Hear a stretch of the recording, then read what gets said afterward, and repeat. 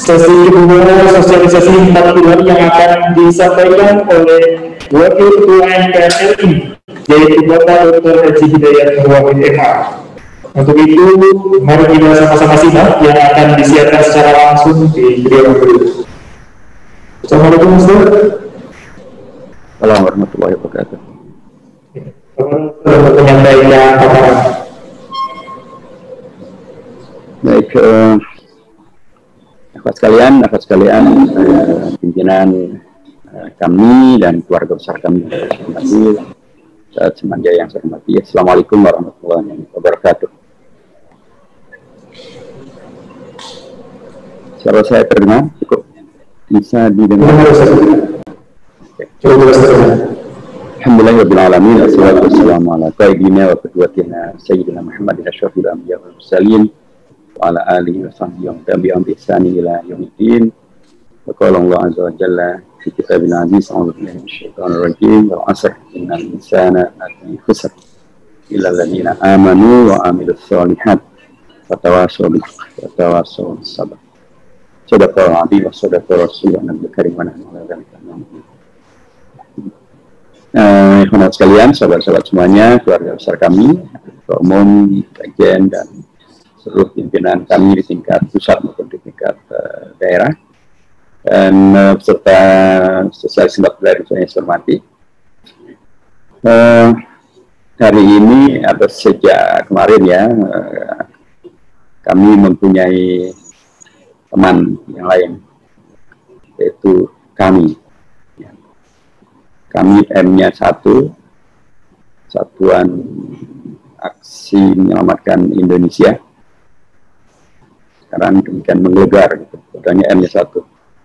Baik, kalau M-nya 2, kami harus lebih menggelegar lagi.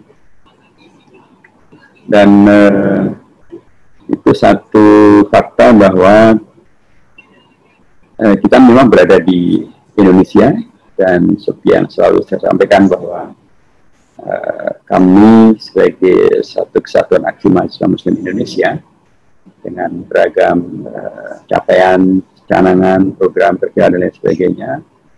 Nah, salah satu di antara yang sudah terjadi adalah kami ini beberapa kali menyelenggarakan sosialisasi 4 pilar MPR RI.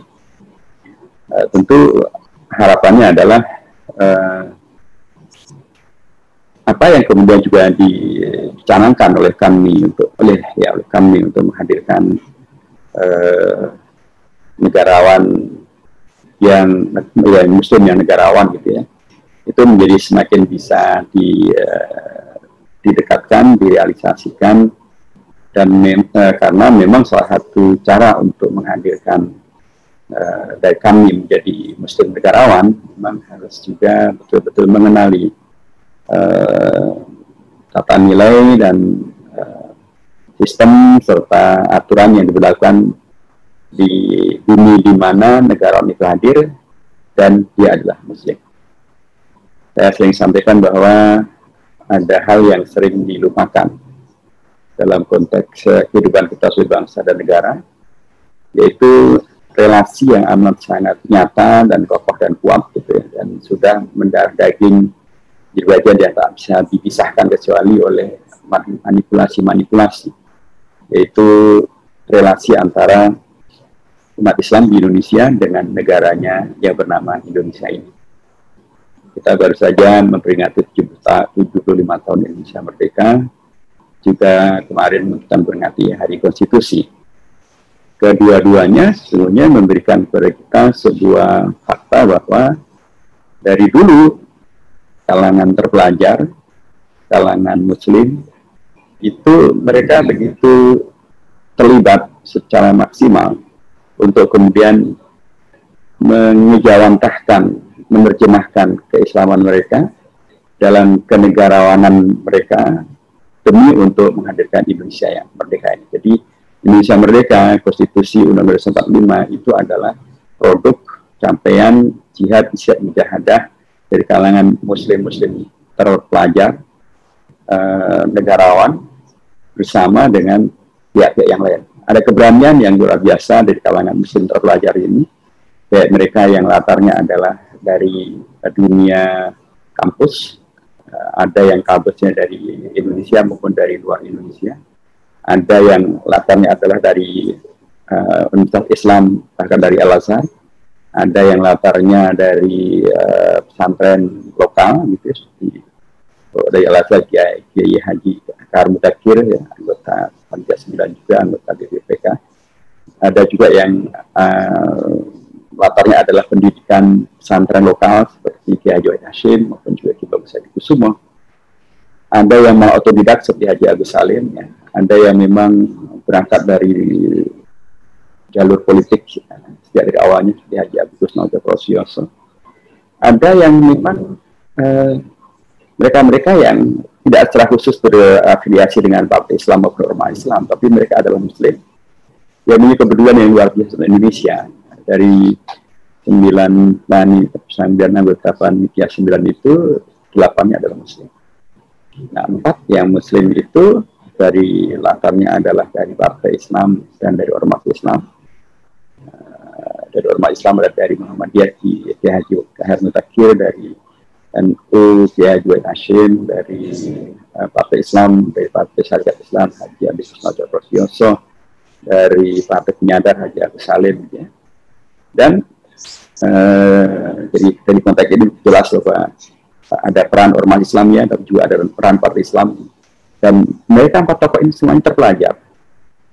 Kiai Haji tadi sampaikan di depan, Kiai Haji Kahar Mudakir alumni Al-Azhar, Kiai Haji Wahid Hashim alumni Kebiron, ya, dari Jombang, kemudian Haji Agus Nauda Prosioso, beliau adalah seorang pelajar melalui keluarga besarnya, beliau adalah adik dari Haji Umar Said Cokro Aminoto, tokoh pergerakan yang luar biasa, dan Haji Agus Salim adalah otodidak yang belajar secara mandiri dan pun menjadi manusia yang sangat luar biasa unggul. Dan 4 dari kalangan nasionalis itu adalah Insinyur Soekarno, tamatan dari ITB sekarang menjadi demikian, Dr. Andes Muhammad Hatta, seorang ekonom tamatan dari Belanda, kemudian Mr.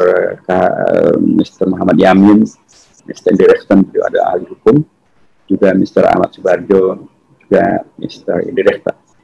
Saya mengatakan bahwa 4 tokoh Muslim dari Ormas dan Partai Islam itu yang sangat terpelajar itu, mereka tidak minder gitu ya, keahliannya, kepintarannya, dan kemudian kenegarawanannya, ya, dan latar organisasinya membuat mereka kemudian maju untuk kemudian bersama dengan 4 tokoh dari kalangan nasionalis non organisasi agama, kemudian ada 1 dari kalangan Kristiani. Mereka membahas dan hadirlah sebuah piagam, sebuah gentleman agreement, satu hal yang menggambarkan tentang cita-cita Indonesia merdeka, dan itu bisa kita lihat di dalamnya betapa kuatnya pengaruh daripada 4 tokoh dari kalangan umat Islam itu.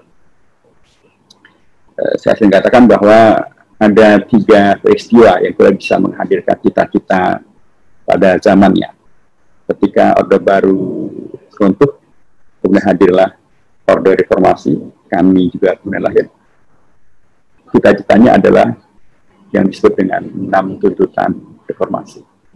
Ada tentang masalah demokratisasi, ada terkait dengan masalah amandemen Undang-Undang Dasar, ada terkait dengan penegakan hukum, ada terkait dengan pemberantasan KKN, ada terkait dengan kebebasan pers, ada juga yang terkait dengan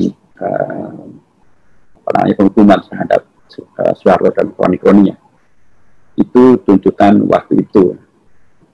Tapi ini tidak masuk dalam Undang-Undang Dasar atau tidak ada di dalam pembentukan Undang-Undang Dasar.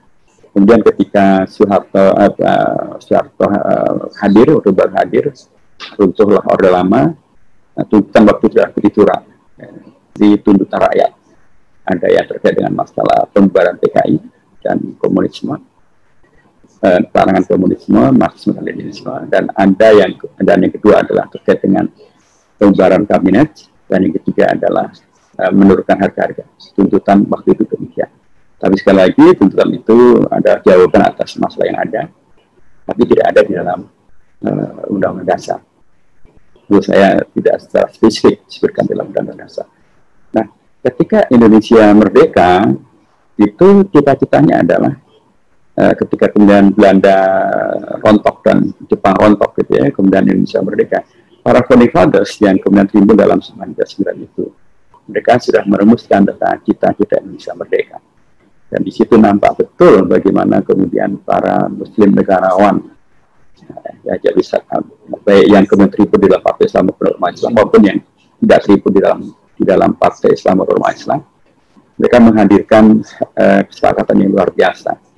Dan inilah yang penting terus didalami oleh para aktivis kami yang ingin menjadi Muslim negarawan gitu, untuk mengenal betul bahwa peran Muslim negarawan itu sudah dilaksanakan, penting untuk kemudian dijaga dan dilanjutkan, dan bila ingin menjadi Muslim negarawan di Indonesia, ya memahami betul tentang pembukaan Undang-Undang Dasar Piagam Jakarta, Mukadimah Undang-Undang Dasar menjadi sangat dipentingkan. Karena di sana sekali lagi nampak betul ya bagaimana pengaruh daripada Muslim yang negarawan itu. Di alinea pertama jelas sekali disebutkan tentang cita-cita untuk Indonesia yang bukan hanya sekedar merdekanya biasa, tapi dia merdeka untuk mendukung segala upaya untuk menghadirkan keadilan dengan kemerdekaan dan menolak segala bentuk kezaliman yang bernama penjajahan. Dan terus semakin relevan ketika kemudian dimanakan oleh Bung Karno bahwa ini maksudnya penjajahan bukan sekedar penjajahan fisik, tapi juga penjajahan non fisik, neokolonialisme, baik yang terkait dengan penjajahan budaya, penjajahan ekonomi, penjajahan sosial, penjajahan ideologi. Dan inilah yang sekarang sedang terjadi. Apalagi bila kemudian dirujuk ke dalam bagaimana Palestina yang sejak awal Indonesia merdeka, mereka mendukung Indonesia merdeka. Tetapi sampai hari ini mereka masih amat sangat berat untuk bisa mendapatkan pengakuan sebagai negara merdeka secara penuh. Di PBB mereka baru diakui sebagai dalam terakhir keanggotaannya ada keanggotaan tidak penuh. Mereka anggota sidang umum PBB tapi tidak mempunyai suara karena mereka adalah semacam peninjau sebagaimana Vatikan. Tapi Indonesia sudah kemudian merdeka dan menyatakan diri kemerdekaannya adalah untuk menegaskan bahwa kemerdekaan adalah hak segala bangsa, dan karenanya Indonesia menolak segala bentuk penjajah. Dan karenanya wajar bila Bung Karno selalu mengatakan bahwa ketika banyak orang atau saya pernah juga di debat gitu oleh beragam tokoh dan mereka mengatakan bahwa kenapa sih kita Indonesia tidak membuka hubungan diplomatik dengan Israel? Bukankah negara-negara Arab sudah mulai semakin banyak yang membuka hubungan dengan Israel, baik resmi maupun tidak resmi, baik ekonomi maupun politik? Saya katakan kepada mereka bahwa kita adalah bangsa Indonesia, dan pemimpin bangsa Indonesia yang luar biasa itu, Bung Karno, beliau sudah menegaskan bahwa sejak tahun 55, beliau punya sikap-sikap yang sangat luar biasa. Tahun 55 itu ketika akan diselenggarakan konferensi Asia Afrika, beliau tidak mau mengundang Israel, sekaligus Israel minta untuk diundang. Karena Israel waktu itu sudah hadir sebagai negara penjajah, sebagai negara yang menjajah Palestina. Bung Karno justru mengundang Al-Amin, Sayyid Al-Amin Al-Husaini, Imam Al-Akbar Masjid Al-Aqsa. Itu yang diundang untuk hadir ke Bandung menghadiri konferensi Asia Afrika. Ketika Indonesia pada waktu itu akan masuk ke dalam Piala Dunia, tinggal lagi Indonesia akan mewakili Asia, dan karenanya babak penyisian akhir itu Indonesia mewakili Asia Timur melawan Israel mewakili Asia Barat. Bung Karno lebih memilih untuk tidak masuk ke dalam Piala Dunia karena harus melawan Israel. Lebih baik tidak melawan Israel, lebih baik tidak bertemu dengan Israel, yang artinya adalah mengakui Israel sebagai negara yang menjajah gitu ya. Lebih baik tidak ikut Piala Dunia ketimbang mengikuti Israel. Sampai setingkat itu. Bahkan tahun 62-an beliau Bung Karno membuat pernyataan yang luar biasa, sangat tegas bahwa selama Israel masih menjajah Palestina, maka selama itu juga Israel adalah penjajah, dan selama itu juga Indonesia tidak membuka hubungan dengan Israel.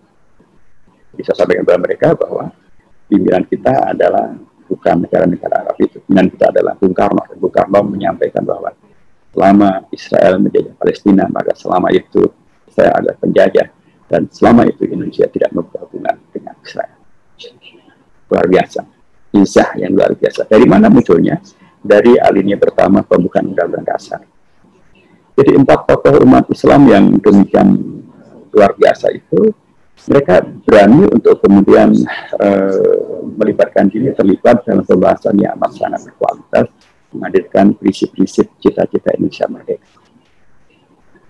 Pada alinea kedua, dari pembukaan Undang-Undang Dasar itu, tegas sekali bagaimana kemudian visi ketika Indonesia akan diperjuangkan menjadi negara yang merdeka itu adalah bukan untuk menghadirkan negara yang kemudian memecah belah anak bangsanya, atau kemudian menghamba kepada kepentingan asing sehingga tidak berdaulat, atau kemudian menghadirkan suatu kondisi yang tidak adil dan tidak makmur. Tidak. Tokoh umat Islam itu punya visi yang kemudian didialogkan dan hadirlah menjadi alinea kedua pembukaan Undang-Undang Dasar, bahwa Indonesia merdeka itu adalah Indonesia yang bersatu, berdaulat, adil dan makmur. Sebuah visi yang sangat mendalam. Kalau kita rujukan dalam Al-Quran, ya amat sangat jelas sekali bahwa ini semuanya amat sangat dekat dengan diri Al-Quran. Bersatu, batas mengkabidami oleh tafarruqu, berdaulat, wala tahinulah tanzah wa antum la'launa kuntum mu'minin. Adil dan makmur sangat jelas. Pada alinea ketiga semakin jelas lagi bagaimana peran para terpelajar yang menjadi negarawan dan muslim, dan kemudian tidak takut dan tidak minder untuk kemudian menyuarakan tentang nilai dan ideologi yang mereka yakini dalam konteks Indonesia, dan kemudian bisa disepakati bersama-sama, bahkan dengan yang non-muslim pun bisa menyepakati apa itu. Alinea ketiganya adalah atas berkat rahmat Allah yang Maha Kuasa dan didorongkan oleh keinginan yang lurus supaya bertujuan kebangsaan yang bebas, maka rakyat Indonesia menyatakan dengan kemerdekaan. Jadi visinya adalah sebagai muslim dan negarawan, mereka telah meletakkan prinsip yang luar biasa bahwa Indonesia yang dimerdekakan ini adalah diyakini dan sekali lagi ini diterima oleh 5 tokoh yang lainnya dengan latar belakang ideologi dan agama yang beragam itu. Mereka menerima dan menyepakati bahwa Indonesia kita ini bukan negara kufur, bukan negara kufur nikmat, bukan negara ateis, bukan negara liberalis, bukan negara kapitalis, bukan negara hedonis, bukan negara permisif. Ini adalah negara yang diyakini sebagai kemerdekaannya adalah atas berkat rahmat Allah yang Maha Kuasa. Jika dengan demikian, maka memang amat sangat penting untuk selain ini internalisasi, disosialisasikan, supaya kemudian tidak terjadi apa yang sering disebut sebagai satu pihak ada Indonesia fobia, karena mengira bahwa umat Islam mengira bahwa Indonesia ini ada hubungannya dengan umat Islam. Berarti tidak mungkin ada ungkapan atas berkat rahmat Allah yang Maha Kuasa bila kemudian tidak ada umat Islam yang berjuangkan nilai-nilai tersebut. Tidak mungkin ungkapan atas berkat rahmat Allah yang Maha Kuasa itu munculnya dari kalangan sekuleris, liberalis, apalagi komunis, ateis, tidak mungkin. Itu munculnya adalah dari kalangan muslim yang negarawan, yang intelektual, yang paham betul tentang agamanya, tapi sekaligus paham betul bahwa mereka berada di Indonesia dan sedang berjuangkan tentang nilai-nilai yang akan dibelakang di Indonesia. Ini penting untuk kemudian diinternalisasi oleh antum semuanya, umat Islam, supaya kita paham betul bahwa Indonesia ini betul-betul relasinya dengan umat, dengan Islam dan umat Islam amat sangat kuat. Dan supaya kemudian tidak terjadi Islamophobia, karena mengira bahwa sekali lagi umat Islam tidak ada perannya. Ternyata luar biasa, amat sangat nyata, dan bahkan amat sangat diakui, diterima, dan bahkan menjadi terpatri abadi. Dan itu kemudian pun juga penting untuk dinilai sebagai bahwa Indonesia yang dicita-citakan ini adalah sekali lagi bukan Indonesia sekuler, bukan Indonesia yang kafir, yang taut, yang kemudian atau yang komunis, yang ateis, yang liberalis, yang kapitalis, enggak. Tapi Indonesia yang dalam upaya untuk memajukan bangsanya, mereka tetaplah negara dan bangsa yang religius, yang mengakui pada bukan hanya kepada adanya Allah Tuhan, tapi juga bahwa Allah dan Tuhan yang kita yakini itu adalah begitu luar biasa perannya dalam kehidupan sehingga menghadirkan rahmat dan berkahnya untuk menghadirkan Indonesia merdeka. Padahal ini yang keempat. Dan kalau kembali ke alinea ketiga, maka wajar bila kemudian kemarin tadi kita cuma Islam menyampaikan, bukan iman Islam, bahkan seluruh ormas keagamaan satu kata. Dan PKS sama dengan mereka, yaitu menolak rancangan undang-undang tentang HIP karena bertentangan dengan Pancasila yang disepakati dan tidak mementingkan tentang prinsip ketuhanan yang Maha Esa. Dan bila itu terjadi, tidak menolak ketuhanan yang Maha Esa, ya artinya adalah mereka tidak memposisikan Indonesia sebagai negeri yang kemerdekaannya adalah atas berkat rahmat Allah. Pada hal ini kan Pak, akan kita lihat bagaimana para founding fathers itu betul-betul mengajarkan kepada kita tentang nilai-nilai keagamaan, nilai-nilai keislaman yang menyatu di dalam semangat besar menghadirkan dua hal. Di alinea keempat di separuh pertama itu menghadirkan tentang pemerintahan Indonesia dan negara Indonesia yang diwajibkan untuk melakukan melindungi segenap tumpah darah Indonesia, memajukan kesejahteraan umum, kecerdasan jiwa bangsa, dan terlibat menghadirkan ketertiban dunia. Ini perintah kepada pemerintah, kepada pemerintah. Sehingga sudah sangat seharusnya bila sebagai muslim negarawan, sebagai kalangan muda memahami betul bahwa perintah untuk menghadirkan nilai-nilai tadi, melindungi segala tumpah darah Indonesia, kemudian mencerdaskan maju kesejahteraan umum, mencerdaskan jiwa bangsa, dan terlibat dalam menghadirkan ketertiban dunia, itu adalah perintah yang selayaknya selalu diingatkan kepada negara, karena negara yang diperintahkan untuk melakukan itu. Jangan sampai kemudian ya dituntut oleh rakyat untuk selalu memahami undang-undang dasar, untuk memahami tentang Pancasila, tapi negara malah tidak menjadi contoh terbaik bagaimana Pancasila, bagaimana kewajiban-kewajiban yang telah dinyatakan dalam pembentukan undang-undang ini tidak dilaksanakan. Bahkan seringkali mereka menyebut sebagai ini bantuan presiden, bantuan Kementerian Sosial, bantuan. Tidak betul. Itu bukan bantuan, itu adalah kewajiban negara. Dan itu bukan bantuan individual presiden maupun individual menteri, itu adalah kewajiban negara, kewajiban kementerian kepada rakyat Indonesia. Memahami cita-cita ini menjadi sangat penting. Terus sekali lagi agar dialektika dan kehidupan berdemokrasi bisa dikelola dengan baik, sehingga dengan demikian cita-cita bangsa dan bernegara tetap berada dalam sirotol mustaqim, tetap berada dalam kiblat bangsa yang benar, sehingga kemudian tidak terjadi penyimpangan-penyimpangan seperti yang kemudian belakangan ini banyak terlihat. Pada alinea keempat di separuh terakhir, itu jelas sekali tentang para founding fathers, para muslim negarawan itu juga menegaskan tentang pentingnya pemerintah melaksanakan 4 tuntutan tadi itu dibingkai dalam undang-undang dasar dan di dalam dasar negara yang disebutkan 5 nilainya.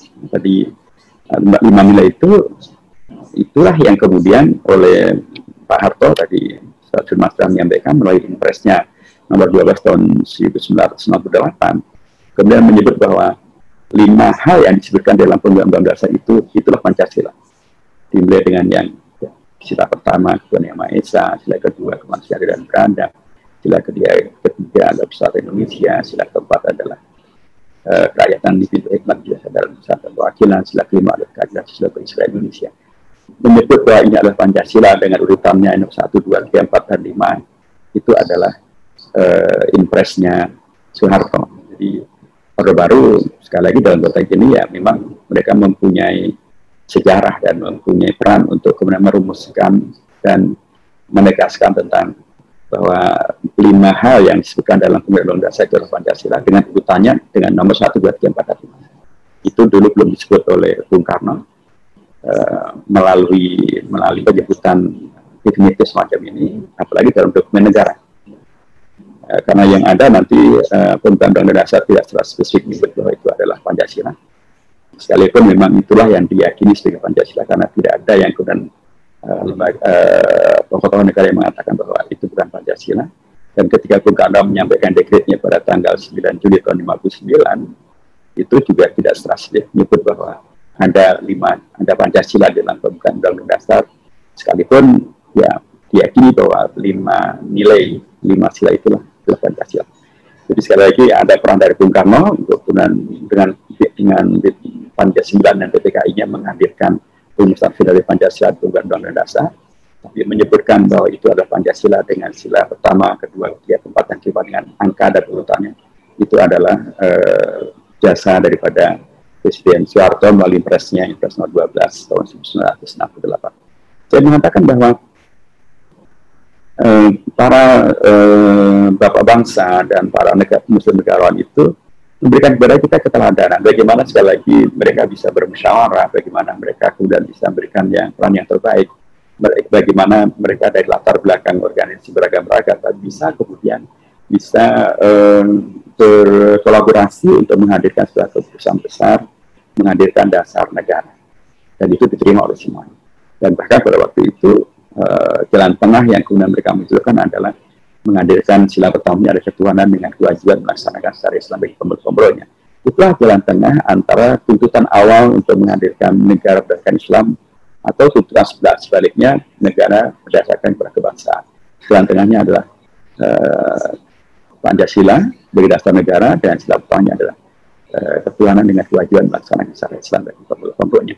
Tapi ketika kemudian Pancasila ini berlaku ketika Indonesia diproklamasikan tanggal 17 Agustus, kita mengetahui 17 Agustus sore nanti ada peristiwa yang kemudian merubah sila pertama menjadi ketuhanan dengan ketuhanan yang Maha Esa.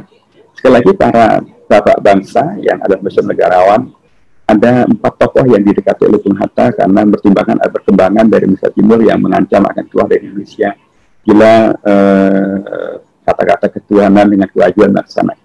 Bila Yukata di Jakarta yaitu kewajiban melaksanakan syariat Islam bagi pemulanya tetap ada, karena mereka merasa ada diskriminasi, ada sesuatu yang tidak mewakili kepentingan mereka dan mereka mengancam untuk keluar dari Indonesia. Tentu ini satu kondisi yang sangat berat, tetapi disinilah para muslim negarawan, para penikmat itu memberikan kepada kita keteladanan bagaimana menghadirkan kemaslahatan yang lebih besar untuk menjaga keutuhan Indonesia, untuk menjaga kelanjutan dari Indonesia merdeka. Mereka rela untuk menghapus 7 kata dari Piagam Jakarta itu, kemudian mempergunakan ungkapan yang baru yaitu ketuhanan yang Maha Esa. Dan waktu itu apa yang mereka lakukan sering disebut sebagai pengorbanan yang terbesar dari umat Islam ke Indonesia. Ada juga yang menyebutnya sebagai hadiah terbesar dari umat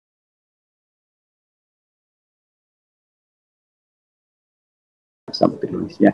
Tapi faktanya adalah dengan perubahan itu maka Indonesia Timur tidak jadi keluar dari Indonesia, kemudian Indonesia tetap utuh menjadi negara Republik Indonesia, dan saya ingin mengatakan bukan berarti kemudian mereka lepas nilai, mereka tetap mengawal bahwa yang Maha Esa adalah tauhid, dan karenanya ketika Bung Hatta membacakan pada tanggal 18 Agustus bahwa kesepakatan kita dengan Pak tokoh Mansah yang beliau temui, ada Ki Bagus Hadikusumo dari Muhammadiyah, ada Ki Haji Hashim dari NU, ada Mr. Kasmasim Matimejo dari Partai Islam Indonesia, dia tokoh Masyumi, tokoh Muhammadiyah juga, dan Mr. Tauku Muhammad Hasan dari Aceh.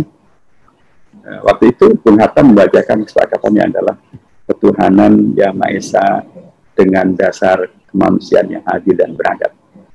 Ungkapan yang mempunyai makna yang sangat berbeda dengan yang disepakati oleh 4 tokoh dan Bung Hatta pada semulanya pada tanggal 3 Agustus malam dan tanggal 18 Agustus pagi. Karenanya Ki Bagus Hadikusumo langsung menyampaikan interupsinya dan menyampaikan bahwa tidak begitu kesepakatan kita. Kesepakatan kita adalah Pancasila, ketuhanan yang Maha Esa, titik, kemanusiaan yang adil dan beradab, titik, kesatuan Indonesia, titik, dan seterusnya.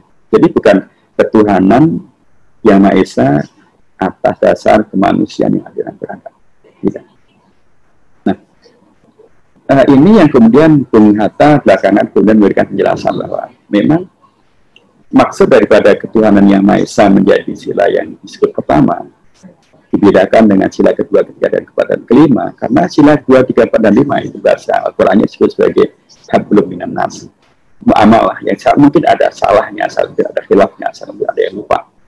Dan karenanya ini penting untuk selalu diterangkan, selalu diterangi, selalu dicerahkan oleh nilai yang mutlak benar, itulah nilai agama. Karenanya sila pertama adalah ketuhanan yang Maha Esa yang menyinari sila-sila yang lain.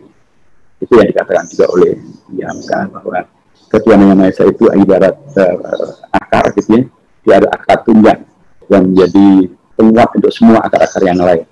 Atau beliau yang menyampaikan bahwa ibarat angka 10.000, maka istilah pertama itu ada angka 1, berikutnya adalah angka 000. Kalau satu hilang, maka berikutnya hilang.